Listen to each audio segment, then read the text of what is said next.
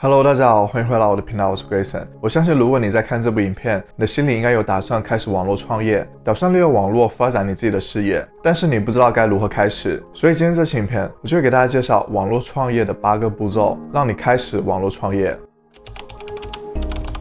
在我开始介绍网络创业的第一步之前，我想和大家提一个非常重要的一点。如果你打算开始网络创业，成为网络创业家，我们就不能停在空想的阶段，我们要行动起来。即使你认为你自己没有100%的准备好，你还有很多东西不了解，没有关系，最重要的就是迈出第一步。即使你失败了，给你带来的价值也是非常宝贵的。为什么这么说呢？这里有2个原因。首先，第一个原因，你创业给你带来的经验是非常宝贵的，它会告诉你哪里做得好，哪里需要改进。在你第2次创业的时候，你就会更有信心，准备得更充分。很多事情你只有亲身的经历过，你才会明白。第2个原因就是，如果你打算开始网络创业，但是你一拖再拖，可能1年后你再回头看，你会问自己，如果1年前我开始网络创业了，会是什么结果？我是否已经打造了多重收入？我是否辞去了朝9晚5的工作？所以你会不断的问自己这些事情发生的可能性。所以为了不让自己留下遗憾，希望大家能够按照我今天说的网络创业的8个步骤行动起来。我相信未来的你会感谢今天自己。首先，网络创业的第一步就是你要想好你要开始哪一项网络事业。如果你心里已经有了想法，你就可以选出一个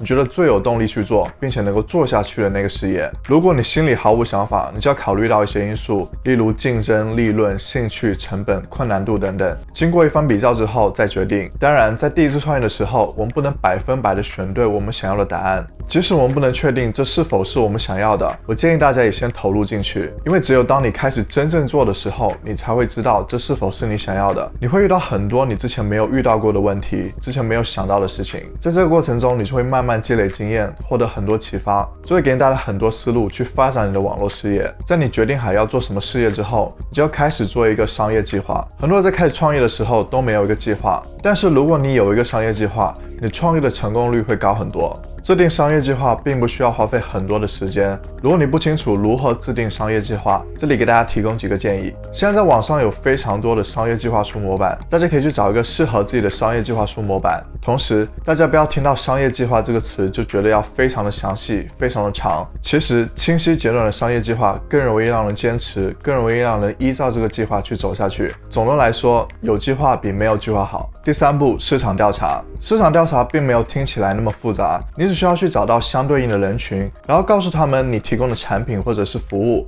之后再征求他们的意见或者建议。有的人认为市场调查很麻烦，自己也不太愿意和人打交道，所以就跳过这一步。这里建议大家一定不要跳过这一步，这一步非常的重要。市场调查的目的就是为了证明你提供的产品或者服务是否有市场需求，是否有人愿意买你提供的产品或者是服务。在你和他们交流的过程中，你就会知道你提供的产品或者服务，他们是否喜欢，他们是否需要这样的产品或者服务。如果你跳过这一步，很有可能你制作好你的产品或者服务之后，你会发现他们并不需要你的产品或者服务，那么你之前花的时间、精力和金钱都白费了。所以为了提高效率、节约成本，市场调查是非常重要的一步。在你进行完市场调查，并且获得了对应人群的反馈之后，第4步，你就要开始制作出你的产品。这会根据产品的性质不同，会有不同的步骤。如果你打算制作实体产品，那么就需要设计、制作原型、用户测试、改进，最终再制作出来销售。如果你打算制作出线上产品，例如网络课程，那么你就需要制定课程大纲、录制影片、制作课程材料等等。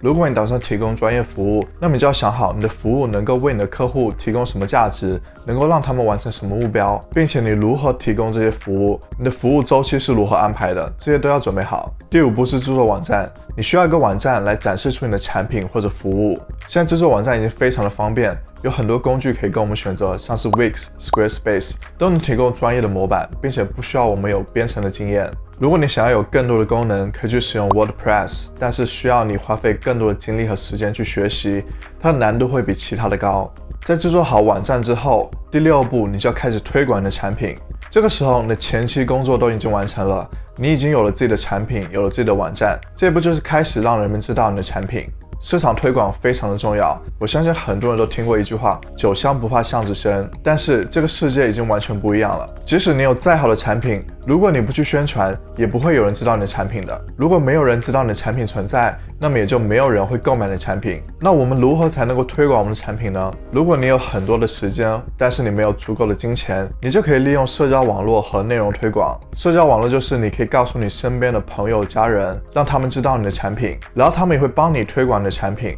这样一传十，十传百，就越来越多人会知道你的产品。内容推广就是利用一些社交平台，像是 YouTube、IG， 你可以做出影片或者是贴文，来让你的粉丝知道你已经有了这个产品，从而吸引他们购买你的产品。另一个方面，如果你有预算，打算省时间，你可以利用付费广告来推广你的产品。例如 IG 广告、YouTube 广告、Facebook 广告，或者你可以雇佣一些推广中介来帮你推广你的产品。你的产品在获得推广之后，你就会开始不断的获得销售收入。在这个阶段，你的网络事业已经开始运转起来了，你就要开始提供服务给你的客户。如果是实体产品，你就要不断的制造生产出你的产品，并且帮助客户解决一些他们使用上的问题。如果是线上产品，你就要每天回复他们遇到的问题。如果是提供专业服务，那你就要按照之前安排好的时间，提供给你的客户专业服务，来帮助他们达成他们的目标。这个就是你网络事业的基本运行模式。所以在你刚开始决定要做什么样的网络事业的时候，你可以思考，你是否喜欢每天产品的生产和邮寄，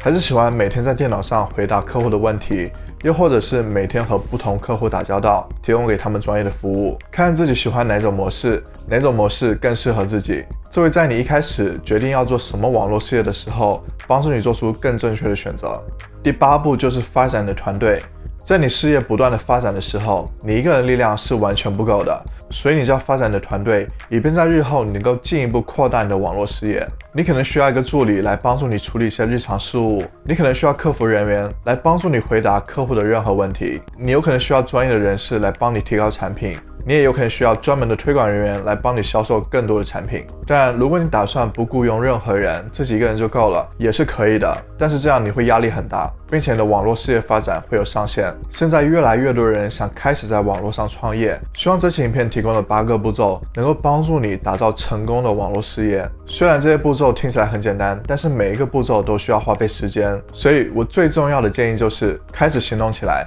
并且保持耐心，做好心理准备。这不是你几个星期就能看到效果的，你不能在短时间内就能够赚到几千几万美金。如果你没有办法保持耐心，你很有可能在你开始赚钱之前就已经放弃了。希望这期影片对你们有帮助，大家不要忘了点赞和分享给更多想要网络创业的朋友们，也欢迎大家订阅我的频道，打开旁边的小铃铛，我会每周更新影片。那我们下次再见，拜拜。